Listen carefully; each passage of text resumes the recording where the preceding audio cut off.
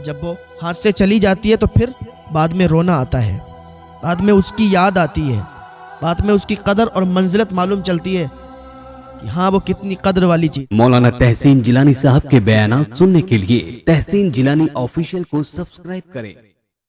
تو اللہ تعالی ہمیں سارے روزے رکھنے کی توفیق عطا فرمائے۔ رمضان شریف کا مہینہ چل رہا ہے، اللہ تعالیٰ زیادہ سے زیادہ ہمیں غریب لوگوں کی مدد کرنے کی توفیق عطا فرمائے۔ تو حضور بہت تیزی کے ساتھ جا رہے تھے گھر کی طرف، سلمان فارسی اور حضرت بلال رضی اللہ تعالیٰ عنہما ساتھ میں تھے۔ تو حضور کہنے لگے سلمان جلدی جلدی چلو، آج کچھ کام ہے گھر پہ۔ تو بہت تیزی کے ساتھ جا رہے تھے تو راستے میں ایک غریب عورت رو رہی تھی۔ حضور نے دیکھا تو کہنے لگے بلال ذرا دیکھو یہ کیوں رو رہی ہے۔ تو حضرت بلال کہنے لگے حضور آپ چلیے ہم لوگ دیکھ کے آتے ہیں کہ آخر کار یہ کیا مسئلہ ہے اور کیوں رو رہی ہے۔ حضور کہتے ہیں نہیں میرے سامنے پوچھو اس سے کہ کیا بات ہے اور رو کیوں رہی ہے۔ یہ حضور کا اخلاق ہے۔ دیکھیں تو قربان جائیں حضور صلی اللہ تعالیٰ علیہ وسلم پر کہ آپ بہت تیزی کے ساتھ اور بہت جلدی سے جا رہے تھے گھر پہ۔ آج اگر ہم بہت تیزی کے ساتھ جلدی میں کہیں جا رہے ہوتے ہیں تو سامنے کسی کو آنا پسند نہیں کرتے، کوئی سامنے آ جائے تو اسے گالی دے کے بھگا دیتے ہیں، کوئی غریب اگر پاس میں آ جائے تو اسے ڈانٹ کے بھگا دیتے ہیں، بھائی میں بہت تیزی کے ساتھ جا رہا ہوں، بعد میں آئیں گے پھر دیکھتے ہیں، اس طریقے سے کہہ کے لوگ بھگا دیتے ہیں۔ لیکن حضور نے کیا فرمایا سلمان نہیں میرے سامنے دیکھو۔ حضرت سلمان فارسی حضرت بلال گئے اس عورت سے پوچھنے لگے کہ بتاؤ کیا بات ہے، تمہیں کس چیز نے رلا دیا ہے، کیوں رو رہی ہو تم؟ وہ کہنے لگی دیکھیے نا میں غلام ہوں، ایک عورت کی غلام ہوں، اور ہماری مالکن بڑی تیز ہے، مجھے بہت مارتی ہے۔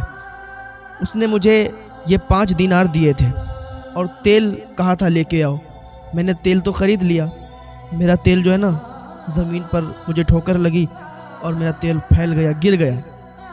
میں اس لیے رو رہی ہوں کہ اب جاؤں گی تو وہ مجھے مارے گی، میں غریب ہوں نا، میرے پاس اتنا مال و دولت نہیں ہے نا، میرے پاس اتنے پیسے نہیں ہیں کہ میں دوبارہ 5 لیٹر تیل لے لوں۔ حضور نے جب اتنا سنا کہا تم رو مت، کہا سلمان جاؤ بھاگتے ہوئے گھر اور 5 دینار لے کے آؤ۔ سلمان فارسی بھاگتے ہوئے دوڑتے ہوئے گھر گئے، 5 دینار لائے، سلمان فارسی لے کے آئے اور کہا چلو تیل لو۔ 5 لیٹر تیل لیا، 5 کلو تیل لے کے اس خاتون کو دے دیا، کہا لے جاؤ اب تمہاری مالکن تمہیں مارے گی نہیں۔ اور پھر کہنے لگی حضور اس کو تو مارنا ہی ہے، کہا اب کیوں مارے گی؟ کہا مارے گی اس لیے کہ دیر ہو گئی نا، مجھے بہت دیر ہوئی ہے آئے ہوئے، اور میں غریب ہوں، ٹھوکر لگی، تیل گر گیا تو میں بہت دیر سے مایوس ہوں، لیکن آپ نے آسرا دکھا دیا ہے، آپ نے سہارا دیا ہے، آپ بہت اچھے انسان ہیں، لیکن اب میں جاؤں گی تو مجھے پھر مارے گی کہ تو اتنی دیر کیوں لگا کے آئی ہے، میں نے تو تجھے جلد آنے کو کہا تھا۔ تو حضور فرماتے سلمان اور بلال چلو ان کے ساتھ چلتے ہیں، کہا وہ تمہیں ہاتھ بھی نہیں لگائے گی، کہا چلیے آپ کی کرم نوازش۔ حضور صلی اللہ تعالیٰ علیہ وسلم بہت تیزی کے ساتھ گھر پہ جا رہے تھے کیونکہ کچھ ضروری کام تھا، سلمان فارسی کو اور حضرت بلال کو ساتھ میں لیتے ہیں، اس خاتون کے ساتھ ساتھ چلنے لگتے ہیں۔ دروازے پر پہنچتے ہیں، آپ کی نظریں نیچے جھکی ہوئی ہیں، دروازے پر دستک دیتے ہیں تو وہ خاتون اندر سے نکل کے آتی، وہ عورت نکل کے آتی ہے جس کی وہ غلام تھی، تو وہ اس کی مالکن نکل کے آتی ہے۔ تو حضور فرماتے ہیں کہ اس کو مارنا نہیں، اس کو مارنا نہیں، اس کے ہاتھ سے تیل چھوٹ گیا تھا، غلطی ہو جاتی ہے انسان سے، اور اس سے بھی غلطی ہو گئی، اور کوئی جان بوجھ کر اس نے تیل پھینکا نہیں تھا، ٹھوکر لگی تھی، تیل گر گیا۔ اب یہ رو رہی تھی تو میں نے اس کو تیل دلوا دیا ہے، تو اس کو ڈر تھا کہ کہیں آپ مارے نہ، تو اس نے کہا میں نہیں ماروں گی، لیکن آپ یہ بتائیے کہ آپ ہیں کون؟ حضور نے فرمایا تمہیں پوچھنے سے کیا مطلب، تمہارا کام ہو گیا اور تم اس باندھی کو، اس غلام کو مارنا نہیں۔ کہا میرا یقین کریں میں نہیں ماروں گی، آپ نے سفارش جو کر دی، کیونکہ حضور جب بات کرتے تھے نا تو آپ کے دانتوں سے نور نکلا کرتا تھا، آپ کا چہرہ اتنا خوبصورت تھا کہ جو دیکھتا تھا وہ آپ کو دیکھتا ہی رہ جاتا تھا۔ تو اس نے کہا نہیں ماروں گی میں، آپ نے کہہ دیا جو، ورنہ میں اس کو مارتی کیونکہ اس نے دیر بھی بڑا لگا دی تھی۔ تو حضور نے فرمایا ٹھیک ہے۔ حضور جب چلنے لگے نا تو وہ کہنے لگی یہ کون شخص ہے کہ جنہیں اتنی فکر ہے غریب لوگوں کی؟ تو اس جس نے تیل پھینکا تھا نا، جو غلام تھی، باندھی تھی، اس کو پتہ چل گیا تھا۔ کہنے لگے تم انہیں جانتی نہیں ہو؟ یہی تو اللہ کے رسول ہیں، یہی تو اللہ کے رسول ہیں، اللہ کے نبی ہیں، جب اتنا وہ سنتی ہے تو کہتی ہے یا رسول اللہ صلی اللہ علیہ وسلم اب جا کدھر رہے ہو، مہربانی کرو اور ہمیں کلمہ پڑھا کے آپ مسلمان کرو۔ تو حضور صلی اللہ تعالیٰ علیہ وسلم نے اسے کلمہ پڑھایا۔ تو حضور کی یہ خاصیت تھی کہ جو بھی آپ کو دیکھتا تھا نا وہ آپ کو دیوانہ ہو جایا کرتا تھا۔ یہ ناز یہ انداز ہمارے نہیں ہوتے، جھولی میں اگر ٹکڑے تمہارے نہیں ہوتے، ملتی نہ اگر بھیک حضور آپ کے در سے، اس ٹھاٹھ سے منگتوں کے گزارے نہیں ہوتے۔ اور جو بھی حضور کی بارگاہ میں آتا تھا اور حضور کی بارگاہ میں آ کے پھر وہ یہی کہتا تھا کہ جب تک ہم بکے نہ تھے تو کوئی پوچھتا نہ تھا، یا رسول اللہ تم نے ہمیں خرید کے انمول کر دیا۔ انہیں غریبوں کی اتنی فکر ہے کہ اپنا کام چھوڑ کے اور غریبوں کا ساتھ دیتے ہیں، غریبوں کے آنسو برداشت نہیں کرتے۔ کوئی غریب ان کے سامنے آ کے آنسو بہا دیتا تھا تو حضور خود بھی رونے لگتے تھے۔ کوئی آ کے اپنی داستان سناتا تھا، اپنے دل کی باتیں آپ کو پیش کرتا تھا، اپنے دکھ سناتا تو حضور بھی رونے لگتے تھے، اتنا روتے تھے کہ آپ کی داڑھی مبارک تر ہو جاتی تھی۔ امت کی کتنی فکر ہے حضور کو کہ کسی کا غم آپ برداشت نہیں کرتے۔ پیدا ہوئے تب بھی رب حبلی امتی، تب بھی امت کو یاد کیا، جب گئے ظاہری دنیا سے تب بھی امت کو یاد کیا۔ آج امت کہاں لگی ہوئی ہے، آج امت کدھر جا رہی ہے؟ کیا ہم میں جرم نہیں ہے اور کیا ہم گناہ نہیں کر رہے ہیں؟ آج ہم کتنا حضور کی باتوں کو فالو کر رہے ہیں؟ اگر ہم حضور کی باتوں کو فالو کرنے لگے نا تو ہماری دنیا بھی سنور جائے گی اور ہماری آخرت بھی سنور جائے گی۔ کاش کہ ہمیں یہ سمجھ آ جائے کہ ہم حضور کی بتائی ہوئی باتوں کو اگر فالو کریں گے تو ہم کامیاب ہو جائیں گے، اور اگر حضور کی بتائی ہوئی باتوں کو ٹھکرائیں گے، ان پر عمل نہیں کریں گے تو ہماری دنیا بھی خراب ہو جائے گی، ہماری آخرت بھی خراب ہو جائے گی۔ میرے بھائیوں، اللہ کے نبی صلی اللہ تعالیٰ علیہ وسلم کے بتائے ہوئے راستے پر چلو گے تو تم کامیاب ہو جاؤ گے۔ حضور کی باتوں کو اگر ٹھکراؤ گے تو پھر تم ناکام رہو گے، کبھی بھی تمہیں سکسیس نہیں مل سکتی، کبھی بھی تمہیں کامیابی نہیں مل سکتی۔ اگر کامیابی چاہتے ہو، سکسیس چاہتے ہو تو حضور صلی اللہ تعالیٰ علیہ وسلم کے طریقے کو فالو کرنا پڑے گا، سنت کو حضور کی زندہ کرنا پڑے گا، حضور کی باتوں کو فالو کرنا پڑے گا، عمل کرنا پڑے گا۔ حضور فرماتے ہیں کہ جنت تمہارے ماں کے قدموں میں ہے۔ آج ہم نہ جانے کہاں کہاں جاتے ہیں، ماں باپ کو ناراض کرتے ہیں، لوگوں کو راضی کرتے ہیں، لوگوں کو راضی کرنے پر لگے ہوئے ہیں، ماں باپ ناراض ہیں۔ تو کاش ہم اپنے ماں باپ کو راضی کریں۔ اگر ہم اپنے ماں باپ کو راضی کریں گے نا تو دنیا خود بخود ہم سے راضی ہو جائے گی۔ ہم اپنی جنت کو ہاتھ سے نہ جانے دیں۔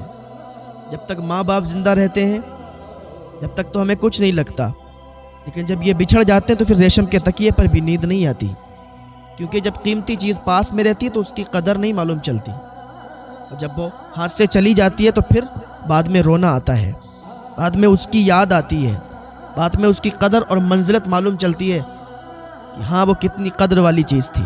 یہ آپ کے درمیان نہیں رہیں گے نا تو پھر ان کی کمی آپ کو محسوس ہوگی، ہر گھڑی ہر جگہ پر ان کی کمی آپ کو محسوس ہوا کرے گی۔ کاش آج ہمارے ماں باپ زندہ ہوتے تو ہم ایسے ہوتے، ماں باپ زندہ ہوتے تو ہم یہ ہوتے۔ تو اپنے ماں باپ کو کبھی پریشان مت کرنا۔ آج کی ہماری نوجوان پیڑھی ماں باپ کا کہنا نہیں مانتی، ماں باپ اگر بلائیں تو ان کے بلانے پر آواز نہیں دیتی، ان کے بلانے پر جاتی نہیں۔ اور آج اگر کسی کے پاس کوئی غریب انسان مدد کے لیا جائے تو پھر وہ تکبر میں آ جاتا ہے، وہ کہتا ہے یار میرے پاس آیا ہے، مال و دولت دیکھ کر آیا ہے۔ ارے بھائی تمہیں اللہ نے عطا کیا ہے، تم تکبر کرو گے، تم گھمنڈ کرو گے؟ اللہ تعالیٰ تکبر اور گھمنڈ کرنے والے کو تباہ و برباد کر دیتا ہے۔ کیا سوچتے ہو تم؟ کہاں ہو تم؟ تمہاری سوچیں بہت چھوٹی ہیں۔ ایسے ہی ایک عابد تھا، عبادت گزار تھا، تکبر بہت زیادہ تھا اسے، نمازیں پڑھتا تھا، یہاں تک کہ اتنا عبادت گزار تھا کہ جب وہ دھوپ میں نماز پڑھا کرتا تھا تو آسمان سے بدلی آ کے اس پر چھایا کرتی تھی۔ ایک شخص تھا، غریب گنہگار تھا، اس نے سوچا کہ چلو بھائی میں نے گناہ تو بہت کیے ہیں، لیکن جب اس نے اس نماز پڑھنے والوں کو دیکھا، عابد کو دیکھا کہ بدلی سایہ کیے ہوئے ہیں، اس نے اللہ کی بارگاہ میں فوراً توبہ کی، تائب ہوا اور سوچا کہ چلو اس اللہ والے کے پاس بیٹھتے ہیں اور اس کے پاس بیٹھنے سے ہمیں کچھ سیکھنے کو ملے گا اور اللہ تعالیٰ ہمیں معاف فرما دے گا۔ یہ سوچ کر وہ اس شخص کے پاس جیسے ہی بیٹھا اس نے تکبر کی نگاہ سے دیکھا اور کہا ہٹ جا ہمارے پاس سے، تیری یہاں کوئی جگہ نہیں ہے، یہاں کیا کیوں بیٹھ گیا؟ یہاں تو میں عبادت کر رہا ہوں، تجھے معلوم نہیں؟ تو آ کے میرے پاس بیٹھ گیا ہے۔ اس کا دل ٹوٹ گیا۔ کوئی آس لے کے کہیں پر جاتا ہے اور اس کی وہ بات پوری نہ ہو، وہ شخص اس کو دھتکار کے بھگا دے تو پھر دل ٹوٹ جاتا ہے نا۔ یہ دل پتھر کا تو نہیں ہے، گوشت کا ایک ٹکڑا ہی ہے، اور انسان کا دل کسی کا تو بہت نرم ہوتا ہے۔ ٹوٹ گیا دل۔ اللہ تعالیٰ نے فوراً فرشتے کو انسانی شکل میں بھیجا کہ جاؤ اس عابد کے پاس اور اس سے کہہ دو کہ اس کی ساری عبادت کو ختم کر دیا گیا ہے اور اس گناہ گار کو بخش دیا گیا ہے کہ گناہ سے توبہ کی تھی، توبہ کرنے کے بعد اس کے پاس گیا تھا کہ اس کے پاس بیٹھیں گے نا تو اللہ کی باتیں بتائے گا، مجھے اللہ سے اور زیادہ قریب کرے گا، کیونکہ میں نے ساری عمر تو گناہ کیے ہیں۔ جو انسان گناہ گار ہوتا ہے نا تو اس کو بھی تم تکبر کی نگاہ سے مت دیکھو، یہ مت کہو کہ تو بخشا نہیں جائے گا۔ اللہ تعالیٰ رحیم ہے، کریم ہے، اس کی رحیمی کریمی کا تمہیں کیا معلوم؟ کس کو بخش دے کس کو نہیں بخشے تمہیں کیا معلوم ہے؟ دل کے حالوں کو تم نہیں جانتے نا۔ ایسے کسی کے بارے میں کوئی غلط بات نہ کیا کرو، ایسے کسی کے بارے میں افواہیں نہ پھیلایا کرو۔ تو عابد انسان کی ساری عبادتیں ختم ہوئی، کیوں؟ اس نے تکبر کیا تھا کہ مجھ سے بہتر تو کوئی نہیں ہے۔ آج بھی بہت لوگ ہوتے ہیں نا، اپنے آپ کو بہت بہتر سمجھتے ہیں، 5 ٹائم کی نماز مسجد میں پڑھنے آ جاتے ہیں تو پھر دوسروں کو بہت نیچا دیکھتے ہیں، اور اپنے آپ کو بہت بہتر کہ میں تو بہت بہتر ہوں، 5 وقت نماز پڑھنے جاتا ہوں۔ اور اگر کوئی جمعہ کے دن آ جائے، اللہ تعالیٰ اسے توفیق دے دے کہ وہ 5 وقت آنے لگے، لیکن جمعہ میں جب آتا ہے تو پھر جب 5 وقت کا نمازی ہوتا ہے نا، وہ بڑا اس کو حقارت کی نظر سے دیکھتا ہے کہ آج اس کو ٹائم ملا تو آج یہ آیا ہے، میں تو 5 وقتہ ہوں۔ تو اپنے اوپر کبھی تکبر نہ کرنا، اپنی نمازوں پر، اپنی عبادتوں پر کبھی تکبر نہ کرنا، کیونکہ اللہ تعالیٰ غفور الرحیم ہے، معاف فرمانے والا ہے، بخشنے والا ہے، رحم فرمانے والا ہے، کرم کرنے والا ہے۔ اس کی رحیمی کریمی کا کسی کو نہیں پتا، کس پر اس کا فضل ہو جائے اور کس کو وہ نیک بنا دے۔ اللہ تعالیٰ کی بارگاہ میں دعا ہے اللہ نیک عمل کی توفیق عطا فرمائے۔